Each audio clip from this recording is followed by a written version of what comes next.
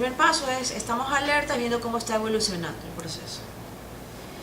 Pero como ningún modelo le va a decir, llegan a esta fecha con tanta intensidad, nosotros sí tenemos que decir, bueno, vamos a asumir que llega.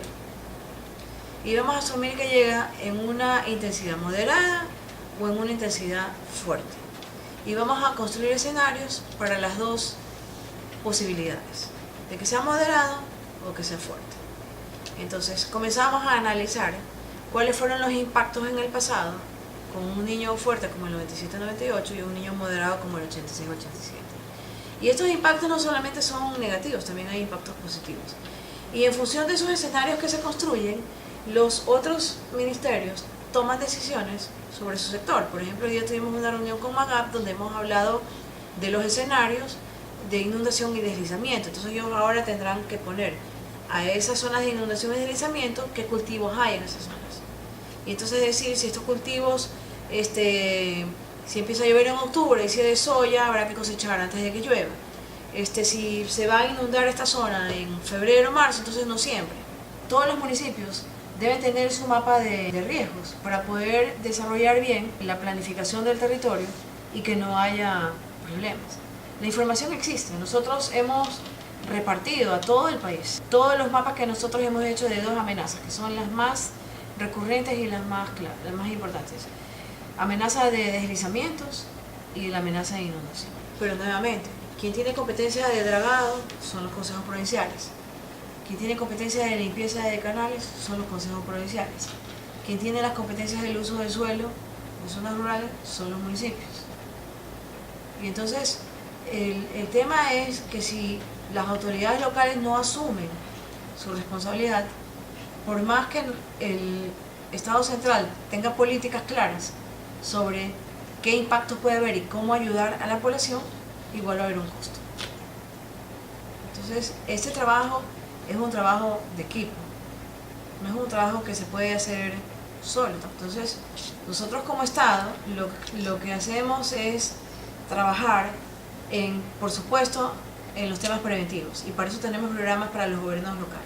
Trabajamos con la población para que esté consciente de su entorno y de dónde está. Ahora, no porque sea responsabilidad de los municipios que dice que nosotros nos olvidamos, nosotros también trabajamos con los municipios. Y hemos firmado convenio con 121 municipios para trabajar justamente esos mapas temáticos que les digan a ellos cuáles son las zonas de riesgo de su municipio y las que no deben estar siendo utilizadas para vivienda o para elementos esenciales como son hospitales, escuelas, etc.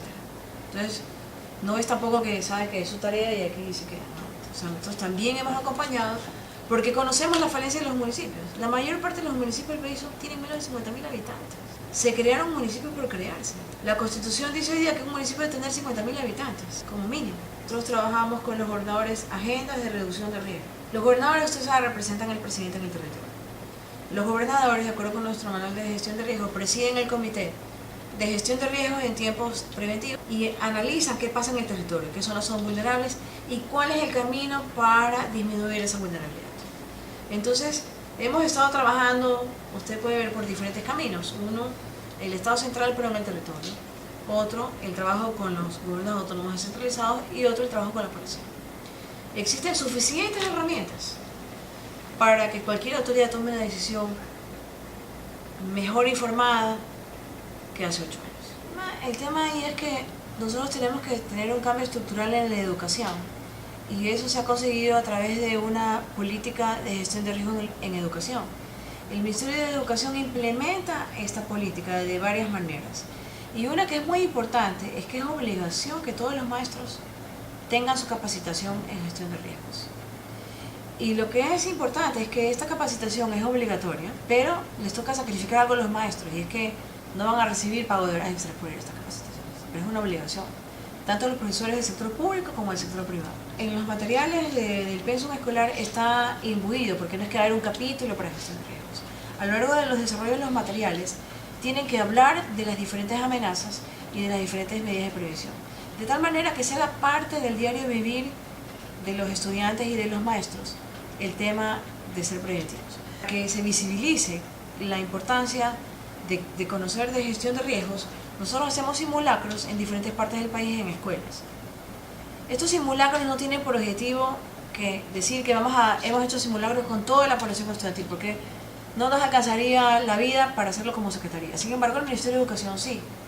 Entonces, a medida que los profesores van aprendiendo qué es un simulacro, qué se hace, entonces eso se va replicando. A su vez, los niños y los adolescentes llevan estas experiencias a sus casas. Este año al interno de la Secretaría le hemos llamado el año de la información, porque al final del año esperamos que toda esta información esté disponible de una forma amigable para que cualquier ciudadano pueda hacer eso. Usted ponga las direcciones de su casa y pueda saber qué pasa en su zona, o por lo menos en su barrio o en su ciudad, dónde son las zonas que tienen algún riesgo y cuáles son las que están libres de riesgo.